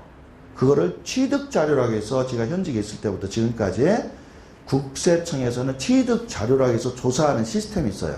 근데 그 시스템을 아예 없애버렸어요. 무슨 얘기냐. 과세관청도 그 세법에 있는 시스템으로 건달해서 나오면 세금을 매겨야 됩니다. 근데 거의 100명을 건달해봤자 한 명 매기기 힘들어요. 온갖 핑계를 다 대면 돼. 내 돈 1억인데 전세금으로 1억 받았고 대출로 1억 땡겼고 어쩌고 와꾸가 안 맞아. 그러면 한 5천만 원은 친구한테 빌렸고. 이렇게 온갖 핑계를 다 대서 소명을 하면 세금을 실제 못 때려요. 그래서 예전에 취득자료전 가지고 세무서 공무원들이 너무 시간과 심력을 낭비하는데 실제로 세금이 안 들어옵니다. 두 번째, 그거를 일일이 건다려면 국민들의 납세 저항이 커져요. 살면서 그 인력 조금 넣어가지고 집 딴 것도 아니고 집 사는 거 가지고 만약에 내가 돈 준 걸 가지고 얘가 노름을 했다. 해외 원정 도박을 했다. 이런 거는 군달입니다. 해외 원정 이런 것들은 자료가 뜨면 100% 추징을 해야 돼요. 근데 집 사는 거 가지고는 좀 그렇지 않냐. 우리나라 문화가 부모가 벌어서 몇 억 보태줘서 집 사는 건 일반적인데 그렇다고 무슨 고급 빌라를 사는 것도 아니고 조그만 빌라, 다세대, 원룸. 어떻게 강남 걸 어떻게 사줘? 자기도 강남 못 사는데. 자기도 못 사는데 강남에 10억짜리를 어떻게 사주냐고. 못 사준다고요. 고작 몇 억 보태주는 거예요. 그래서 내부 규정에 그런 걸 만들었어요. 주택을 세대주가 사면 30세가 됐다 40세가 됐다에 따라서 실제로 2억이든 3억이든 증여를 받은 흔적이 포착되어도 조사하지 말아라. 조사하면 세금 매겨야 된다. 그러니까 차라리 덮어둬라. 이게 증여세 자금 출처 면제 기준이라는 걸 내부적으로 만들어서 합니다. 법은 틀려요. 그래서 제가 법대로 가면은 단 1원이라도 부모한테 받았으면 세금 내야 돼요. 그러나 현재 우리나라의 조세 납세 저항의 문제라든지 주택에 대한 문화라든지 이런 것 때문에 미성년자가 아닌 한 성년인 자녀한테 돈 조금 보태가지고 집 사는 거는 아예 조사를 안 한다고 보시면 돼. 걱정하지 말아요. 근데 이건 틀려요. 자기 이름으로 증여세 때문에 자기 이름으로 사가지고 넘겨줬어. 이건 증여야. 자기가 돈을 다 내고 자기 이름으로 엄마 이름으로 샀어. 3억짜리. 그리고 아들한테 소유권을 명의 변경을 해줘. 그러면서 매매라고 뻥쳐. 이건 안 돼요. 이거는 증여세 바로 나와야 돼요. 부동산으로 넘기면 흔적이 나오니까 돈을 살짝 나갈 때 집 사러 간다고 할 때 살짝 뒷봉창에다 1억짜리 수표를 넣어주고 난 몰라 이러면 돼. 그러면 그 아들도 가다가 주웠습니다 이러면 돼. 증여는 누가 주었는지를 알아야 세금을 때려. 근데 내가 오다가 주워서 모자른 거 빌리려고 하다가 채워서 샀습니다. 그럼 돼요. 그런데 여기에 나와 있는 요런 일은 큰일 납니다. 요 표에 있는 말의 의미는 여러분들이 최근에 저희 카페 보시면서 변화된 걸 많이 봤을 거예요. 주로 오늘 여기 오신 분들은 저희 카페 회원분들일 거로 봅니다. 왜냐하면 외부에는 연락을 안 했거든요. 카페 공지된 것만 보고 오셨는데 그동안 신화세법연구소라는 카페로 세금에 대한 얘기로 전문 세금 카페였는데 들어와 보시니까 위리치로 바뀌었죠. 사무실 올 때도 간판이 신화라는 말이 없습니다. 제가 신화라는 브랜드를 한 10년 가지고 교육사업을 했는데 금년 7월 1일자로 신화라는 브랜드를 다 폐지했고 지금 위리치라고 하는 다른 컨셉의 회사를 운영합니다. 그래서 카페들이 바뀌었지만 세무는 한 부분이라도 남겨놔서 오늘 창립 기념일로 최초로 세무 강의를 제가 해드리는 거고요. 향후에는 금융 쪽이라든지 문화, 특히 우리 그룹에서 영화 쪽에 많이 투자를 해요. 영화 배우들이 많이 올 거예요. 영화 배우들이 와서 자기들이 재테크 얘기도 할 거고 촬영 중에 에피소드 얘기할 거고 또 드라마 그런 영화나 드라마 쪽에 있는 클라우드 상품을 많이 클라우드 투자하는 거 그런 쪽으로 할 겁니다. 그래서 여러분들이 카페에 보시면 위리치로 다 포장이 틀려져 가지고 조금 어색할 텐데 거기에는 세금도 있고 금융도 있고 또 재테크도 있고 영화 같은 것도 있고 뭐 드라마 뭐 중국의 무슨 유명한 배우 해서 그런 것들이 골고루 앞으로도 나오니까 딱딱한 세금 얘기 안 보셔도 돼요. 이제는 젊은 분들은 와서 거기서 놀다 가셔도 됩니다. 잘하면은 사인도 받아줄 수 있어요. 여러분 지금 나눠드린 이 표에 이 박스에 있는 말이 무슨 얘기냐면 부모가 자식한테 돈을 준 거예요. 증여를 한 거예요. 그런데 방금 얘기한 서민들이 자녀 시집가고 장가갈 때 집 사주는 거는 좀 틀린 거예요. 이거. 이런 거는 무조건 조사국에서 엄청 심하게 조집니다.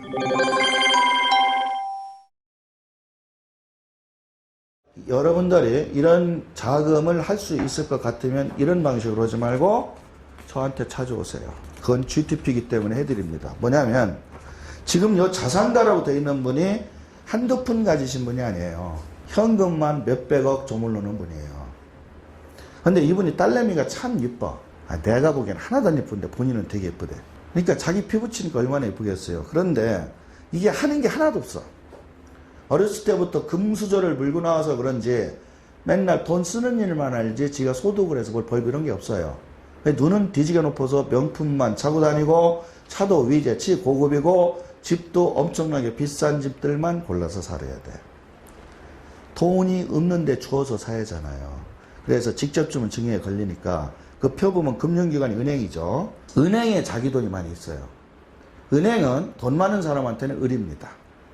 돈이 없는 사람한테는 은행이 갑이지만 돈이 많이 가지는 쩐주들한테는 은행이 을이에요. 우리가 상상 못할 정도로 은행에서 법을 어겨서까지 그분을 도와줘요. 그런 것 때문에 저희 위리치라는 이름이 은행을 통하지 않고 소수의 자금을 가진 사람들끼리도 돈을 빌려주고 받고 또 그걸로 모여서 투자를 해서 세금도 줄이고 하는 절세 펀딩도 하고 그런 의미에서 이게 만들어진 건데요. 지금 이 몇백억 가진 사람이 은행에 돈을 넣어놨는데 은행이 지금 B라고는 딸한테 돈을 줍니다. 근데 B라는 딸의 돈이 아니에요. 아버지 돈이야. 그러니까 대출이 됐던 명의를 은행에서 어떻게든 바꿔서 했던 딸한테 100억을 만들어줬다. 딸은 이 돈 가졌으면 은행에서 그냥 조용조용히 소박하게 살면 좋은데 하루에 1억씩 써가면서 한 방에 갔다가 동부 센트레벨에다가 전세를 하나 한 30억짜리를 딱 때려 박습니다. 지금 동부 센트레벨 한 30억 설 거야 아마. 매매가 그럴까? 하여튼 뭐 몇십억씩 하는 강남에 10억 20억 하는 아파트 빌라가 많아요. 그거를 전세로 들어가야죠. 월세로 안 들어가고 버는 게 없으니까.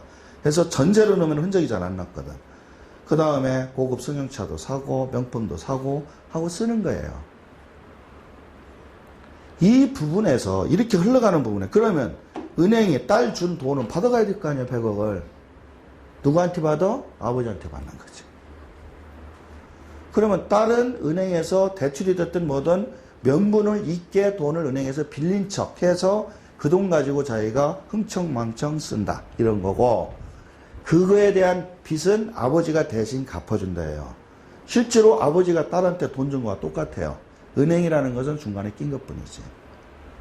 이러한 시스템이 국세청에 포착이 될까요? 안 돼요. 몰라요. 자, 포착이 될 수 있나 봅시다.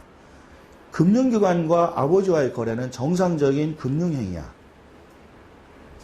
여수신 행위가 이루어진 것이 문중요야. 은행하고 거래했는데. 딸하고 은행하고 거래한 것도 정상적인 여수신 행위야. 지금 내가 말을 풀어서 얘기하니까 여러분들은 아 이거 중요해 그러지만 그 돌아간 모양만 딱 보고 있으면 정상적인 여수신이에요. 이 은행이 요 사람 거래 하나만 하나? 요 은행이 요 아버지 거 들어오고 딸내미 나가고 요 한 건만 하냐고. 수없이 많은 사람들이 여신과 수신이 오고 가는 것 중에 하나일 뿐이에요. 몰라요 여기까지. 이렇게 해서 이 딸이 돈을 뺀 걸 가지고 조그만 집을 샀다.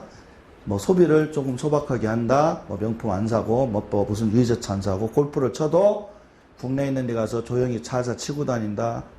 그래야 되는데 온갖 뽕을 다 치고 다니는 것은 나 조사해 주세요 하는 거예요.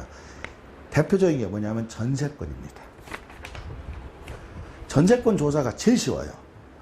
매년 국세청에서 뭐를 하냐면 저런 사람들의 출처를 조사하기가 어려우니까 거꾸로 조사하는 거야. 저 사람을 아는 게 아니라 몰라요. 저 딸이 증여 행위를 한다. 그런데 강남에 동부 센트레벨, 타워팰리스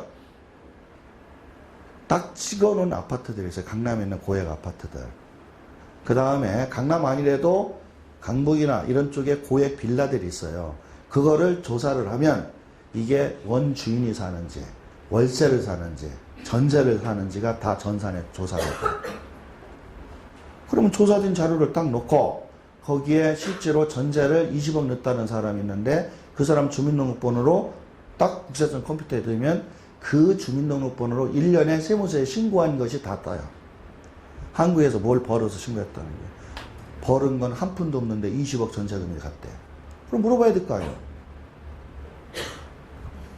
그럼 물어봐야 될 거 아니에요, 이거는. 어디서 났어? 그러면 20억 주웠습니다. 아니, 우리 가다가 2억짜리 줬던 1억 모자라는 거 주웠습니다. 그것도 지금 활동한데 20억 주웠습니다. 이거는 좀 아니잖아. 그러면 어떻게 났습니까? 이 사람 뭐라고 그러죠? 은행에서 대출 받았습니다. 그러지. 그러면 대출이자 까보면 아버지가 갚았다 나오는 거예요. 본인 소득이 없거든. 즉, 이 사람이 문제가 되어서 증여세 조사를 받아 몇 억을 낸 게 아니고요. 고액 전세권을 자기가 가지고 있어 낸 거라. 역으로. 그렇게 하면은 안 된다는 거 알려주는 거예요. 그러면 어떻게 하면 됩니까? 이거는 개인적으로 찾아와서 물어보세요. 돈 갖고. 특히 이거는 아주 시스템이 되어 있어. 이걸로 국세청이 시범 케이스로 드라마 같으면은 뭐라고 그래? 잠시 잠깐 했다가 마는 거 뭐죠? 뭐 했다가 뭐 그런 거 있지. 영화 예능 같은 거. 파일럿이라고 그러죠. 우리 파일럿 프로그램이라고 아세요? 우리 그 음악 프로그램 같은 거 파일럿으로 몇 개 했다가 잘 되면 고정으로 하고 안 되면 내리잖아요. 똑같이 국세청도 파일럿 조사 시스템이 있어. 이런 것을 한번 만들어서 해보자고 누가 기획을 낸 거예요, 사무관에. 이런 사람들을 찾아내기가 힘든데 이런 사람들의 행태를 보니까 그 아버지한테 받은 머스터지 쓸 돈을 가지고 우선 집부터 큰 집을 들어가더라. 그러니 그 집에 어떤 사람들이 사는지를 한번 자료를 빼보자. 그건 어렵지 않거든요. 컴퓨터 따락 두드려 나오거든. 주민등록이 전산망이 다 돼 있고 전세, 월세 이게 돼 있으니까. 그래서 쭉 두드려 봤더니 이 집에 이 사람하고 소득 능력하고 지출 능력을 보는 거예요. 그거를 소득과 지출이라고 하는데 지출된 거는 20억인데 소득은 2억이더라. 그럼 너무 차이 나잖아. 그럼 이건 따져보자 이거지. 근데 이거 조사한다고 하고 방송에서 떠들어요. 그러면 우리 아줌마들이 쫄아. 아, 우리 아들님이 2억짜리, 3억짜리 지금 샀는데 내가 한 5천 보태줬는데 큰일 났네. 신경 끄시란 얘기야. 왜? 그거 다 건드리려면 과세관청, 국세청이나 전 직원이 동원된데 곱하기 열을 해도 그거 손 못 대요. 요런 거는 조사국에 있는 직원 한 20, 30명이 요런 거를 건드려서 몇백억의 세금을 걷는 내용들. 자산가다. 그러니까 요와 같이 자금을 이렇게 돌려서 금융기관에 끼고 하는 경우가 제일 많은데 문제는 쓰는 사람이 잘 써야 돼요. 자식 농사를 잘 지어야지 돈을 많이 주는 게 능사가 아니라 자식 농사 잘못 지면은 피바다가 돼요. 조사를 이것만 하는 게 아니니까. 오늘 강의 이걸로 끝냅니다.